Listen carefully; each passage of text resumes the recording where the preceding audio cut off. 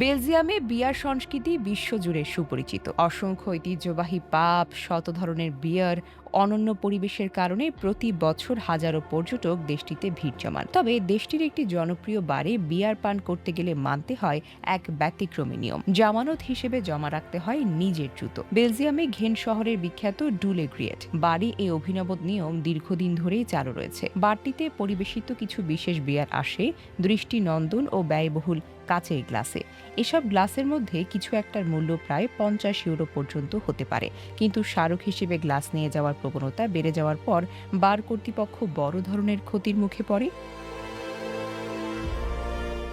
এই সমস্যা মোকাবেলায় তারা বেছে নিয়েছে ভিন্নধর্মী একটি পদ্ধতি। গ্রাহক যখন বিশেষ গ্লাসে পরিবেশিত বিয়ার অর্ডার করেন, তখন তাকে নিজের একটা জুতা খুলে জামানত হিসেবে জমা রাখতে হয়। সেই জুতা একটি ঝুড়িতে রেখে ছাদের দিকে টেনে তুলে সংরক্ষণ করা হয়।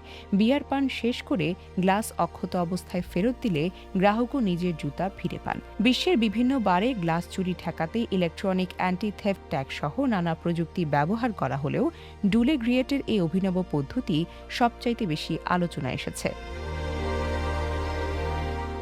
অনেক পর্যটকের কাছে এটি কেবল একটি নিরাপত্তা ব্যবস্থা নয়, বরং ভ্রমণের একটি মজার অভিজ্ঞতা হিসেবেও বিবেচিত হয়। স্থানীয়দের মতে এই নিয়মের ফলে গ্লাস চুরির ঘটনা উল্লেখযোগ্যভাবে কমেছে। একই সঙ্গে বাড়তি স্বাতন্ত্র্য আরও বেড়েছে। সামাজিক যোগাযোগ মাধ্যমে বহু পর্যটক জুতা জমা দিয়ে বিয়ার পান করার অভিজ্ঞতা শেয়ার করেন, যা নতুন দর্শনার্থীদের আকৃষ্ট করেছে। বেলজিয়ামের সমৃদ্ধ বিয়ার ঐতিহ্যের পাশাপাশি এই ব্যতিক্রমী নিয়ম এখন দেশটির অন্যতম আকর্ষণীয় কৌতূহলের বিষয়। তাই ঘেন্টে ভ্রমণে গেলে ডুলে গ্রিয়েট বিয়ার পান করতে চাইলে জুতার ব্যাপারে আগে থেকেই প্রস্তুত থাকতে হবে। Desk report, recap news.